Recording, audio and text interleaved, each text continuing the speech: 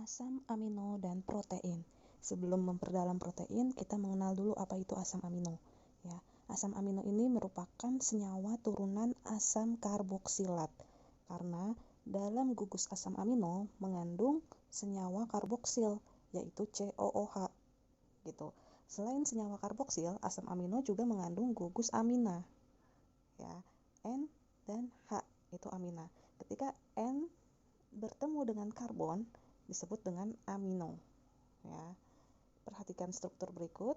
Di sini ada C, sebelah kanan terikat dengan COOH, di sebelah kirinya terikat dengan gugus amino.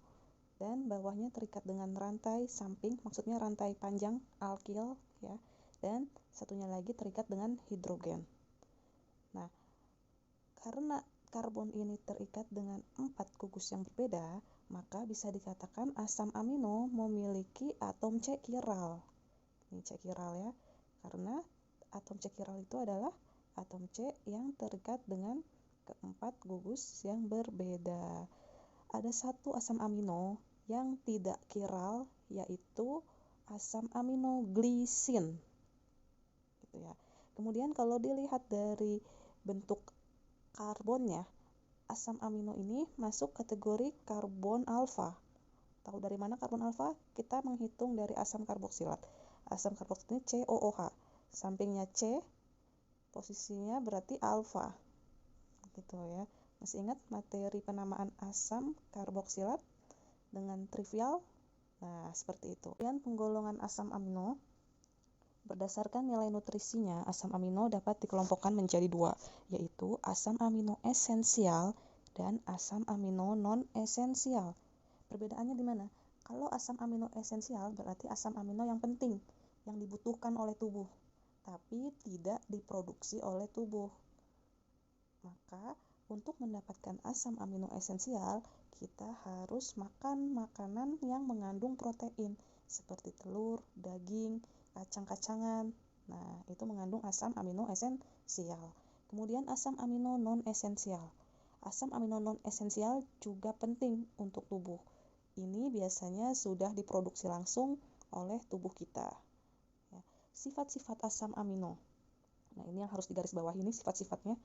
Yang pertama, asam amino dapat membentuk ion Zwitter.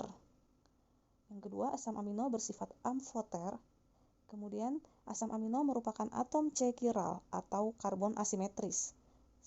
Atom karbon asimetris ini maksudnya C chiral, ya, kecuali glisin. Kemudian, asam amino dapat bergabung dengan asam amino yang lain membentuk suatu polimer yang disebut dengan peptida. Maka menjadi polipeptida. Itulah protein, gitu ya. Kita masuk ke protein atau peptida yang sangat banyak, polipeptida. Protein ini terbentuk secara polimerisasi kondensasi dengan reaktan asam amino. Ikatan antar asam amino disebut dengan ikatan peptida. Sehingga nama polimernya yaitu polipeptida. Ikatan yang terjadi pada protein selain ikatan peptida antara asam amino penyusunnya, juga terdapat ikatan-ikatan yang lain, misalnya ikatan hidrogen yang terjadi pada gugus NH dan gugus OH. Masih ingat apa itu ikatan hidrogen? Ikatan antara H dengan F, O, atau N. Ya. Kemudian pada protein juga terdapat ikatan disulfida, SS, yang menyokong terjadinya ikatan yang kompleks pada protein. Nah, ikatan sulfida ini, ya, sulfida yang terikat dua berarti disulfida. Ikatan ini akan ada pada bentuk protein kompleks.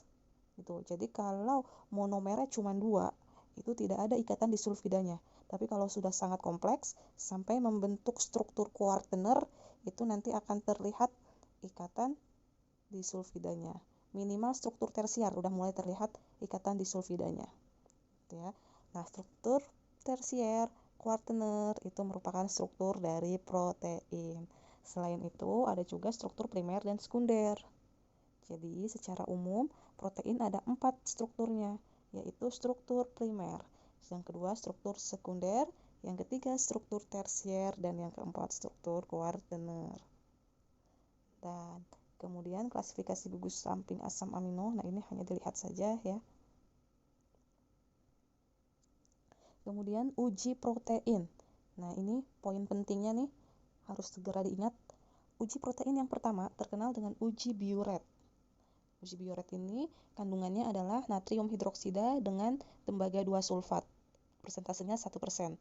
Untuk menguji adanya ikatan peptida, terjadi perubahan warna menjadi ungu. Jadi kalau ada makanan yang diteteskan dengan biuret menghasilkan warna ungu, berarti menandakan protein karena terdapat ikatan peptida. Kemudian yang kedua, uji xanthoproteat.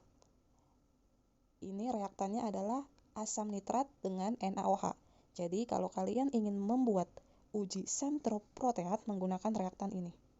Ya. Fungsinya apa? Fungsinya untuk menguji adanya cincin benzena dalam protein. Nah, tadi kan struktur asam amino ada R-nya. Kalau R-nya di situ terdapat cincin benzena, maka akan menghasilkan uji positif terhadap xanthoproteat. Dibuktikan dengan apa? Dibuktikan dengan perubahan warna menjadi jingga. Ya. Kemudian yang ketiga, uji Milon. Uji Milon ini reaktannya adalah merkuri ditambah dengan merkuri dalam HNO3. Untuk menguji adanya gugus fenol pada protein, akan membentuk endapan putih yang berubah menjadi merah jika dipanaskan. Kemudian yang keempat ada uji belerang. Uji belerang ini untuk menguji adanya belerang, ditandai dengan terbentuknya endapan hitam.